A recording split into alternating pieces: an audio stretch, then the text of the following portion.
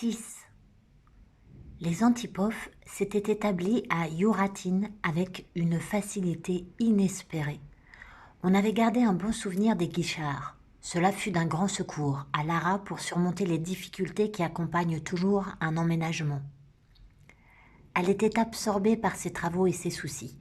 Elle avait à s'occuper de la maison et de leur fille Katenka qui avait maintenant 3 ans. La bonne, Marfoutka, la rouquine, avait beau faire, son aide restait insuffisante. Lara partageait toutes les préoccupations de son mari. Elle-même enseignait au lycée de filles. Elle travaillait sans dételer. Elle était heureuse. C'était exactement la vie dont elle rêvait. Yuratine lui plaisait. Elle y était née. La ville se trouvait sur la Rinva, une grande rivière navigable sur son cours moyen et inférieur, et une des lignes de chemin de fer de l'Oural la traversait. À Yuratine, on savait que l'hiver était proche quand les barques avaient été hissées sur la berge et que leurs propriétaires les avaient emportées en ville sur des charrettes. On les déchargeait dans les cours, où elles hivernaient à ciel ouvert. Ces barques retournées qui faisaient des taches blanches au fond des cours avaient à Yuratine la même signification qu'ailleurs l'envol des grues à l'automne ou la première chute de neige.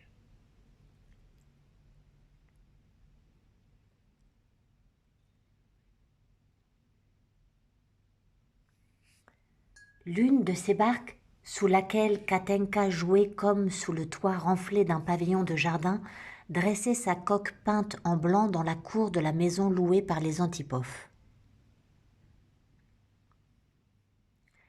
Lara aimait la vie de ce coin retiré, les intellectuels de l'endroit qui prononçaient tous les O distinctement comme les Russes du Nord, leurs bottes de feutre et leurs vestes douillettes en flanelle grise, leur confiance naïve. Lara était attirée par la terre et par les gens simples. En revanche, Pacha Antipov, quoique fils de cheminot, avait la nostalgie des capitales. Il était beaucoup plus sévère que sa femme à l'égard des habitants de Yuratine. Leur sauvagerie et leur ignorance l'irritaient. Il apparaissait maintenant qu'il avait à un rare degré la faculté d'acquérir et de conserver les connaissances qu'il puisait dans des lectures hâtives. Il avait déjà beaucoup lu, en partie grâce à Lara. Mais pendant ces années de solitude provinciale, son bagage de lecture ne cessa de croître. Lara, même, lui paraissait n'en plus savoir assez long. Il était d'une tête au-dessus de ses collègues professeurs et se plaignait d'étouffer parmi eux. En ces temps de guerre, leur patriotisme banal, officiel et un peu chauvin ne s'accordait pas aux formes plus complexes que ce sentiment prenait chez Antipov. Pavel Pavlovitch Antipov avait fait des études classiques. Au lycée, il enseignait le latin et l'histoire ancienne. Mais la secrète passion des mathématiques, de la physique et des sciences exactes se réveilla soudain chez cet ancien élève d'un collège moderne. Par ses propres moyens, il avait acquis dans ce domaine des connaissances d'un niveau universitaire. Il rêvait de passer au plus tôt de nouveaux examens devant une commission régionale, de recommencer sa carrière comme professeur de mathématiques et d'aller s'installer avec sa famille à Saint-Pétersbourg. Des nuits de travail acharné ébranlèrent sa santé. Il se mit à souffrir d'insomnie. Il s'entendait bien avec sa femme, mais leur relation manquait de simplicité. Elle l'écrasait de sa bonté et de ses attentions, et il ne se permettait pas de la critiquer. Il craignait que, dans la remarque la plus innocente, Lara ne sentît un reproche déguisé. Elle pouvait avoir l'impression que le plébéien qu'il était lui reprochait ses mains blanches ou qu'il lui en voulait d'avoir appartenu à un autre. La crainte qu'elle ne le soupçonnât de quelque sentiment injuste et blessant pour elle mettait une note de contrainte dans leur vie. Ils rivalisaient de générosité et par là même, ils compliquaient tout. Ce jour-là, les Antipov recevaient des invités. C'étaient des collègues de Pavel Pavlovitch, la directrice de Lara, un membre d'un tribunal arbitral en compagnie duquel Pavel Pavlovitch avait une fois siégé. Aux yeux d'Antipov, ils étaient tous des idiots fiefés.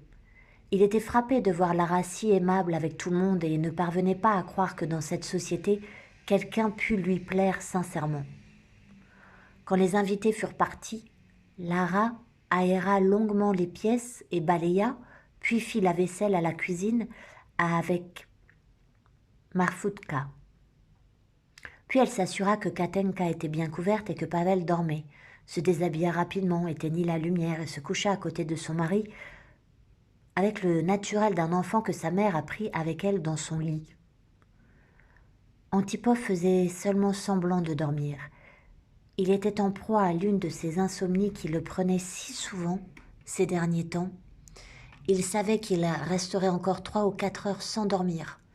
Pour faire venir le sommeil, pour ne plus sentir les dernières vapeurs du tabac fumé par les invités, il se leva tout doucement, mit son bonnet et sa pelisse par-dessus son pyjama et sortit dans la rue. Il faisait une nuit d'automne claire et froide. De minces plaques de glace s'émiettaient en craquant sous les pieds d'Antipov. Le ciel étoilé éclairé d'un reflet bleu mobile comme celui d'une flamme d'alcool, la terre noire et les mottes de boue gelées. La maison habitée par les Antipov se trouvait à l'autre extrémité de la ville, à l'opposé du débarcadère. C'était la dernière de la rue. Ensuite commençaient les champs que coupait la ligne de chemin de fer. Près de la ligne, il y avait une guérite et sur la voie, un passage à niveau. Antipov s'assit sur la barque renversée et regarda les étoiles. Les pensées qui l'habitaient depuis ces dernières années l'assaillirent avec plus de force que jamais et l'emplirent d'inquiétude. Il vit que tôt ou tard, il lui faudrait tirer des conclusions et que mieux valait le faire dès aujourd'hui.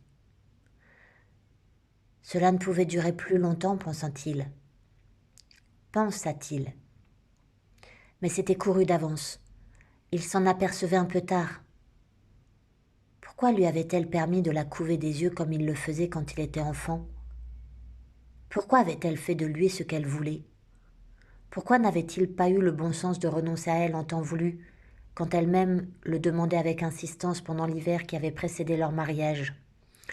Il comprenait bien que ce n'était pas lui qu'elle aimait, mais la tâche généreuse qu'elle remplissait envers lui, l'incarnation de son propre sacrifice. Qu'y avait-il de commun entre cette digne et sainte mission et une véritable vie de famille ? Le pire, c'était qu'il l'aimait encore avec la même force. Elle était belle à vous faire damner.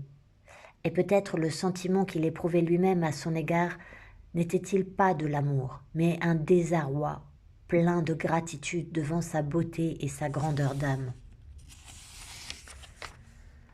Ah, comment donc s'y retrouver ? Le diable lui-même y perdrait son latin. Alors que faire en pareil cas ? Libérer Lara et Katenka de ce mensonge ? C'était même plus important que de s'en libérer soi-même. Oui, mais comment ? Divorcer ? Se noyer ? Il s'indigna. Pouah ! Quelle bassesse ! Je sais bien que je n'irai jamais jusque-là. Alors pourquoi même évoquer ces belles attitudes ? Il regarda les étoiles comme pour leur demander conseil. Elles scintillaient constellées ou éparses, grosses ou petites, bleues ou irisées. Soudain quelque chose vint éclipser leurs sentiments. La cour, la maison et la barque sur laquelle était assis Antipov furent illuminés par la trajectoire d'une flamme vive, comme si un homme fût accouru du champ vers la porte cochère en brandissant une torche allumée. C'était un transport de troupes allant vers l'ouest, comme il ne cessait d'en passer nuit et jour depuis 1 an, qui jetait dans le ciel des volutes de fumées incandescentes. Pavel Pavlovitch sourit, se leva et alla se coucher. Il avait trouvé l'issue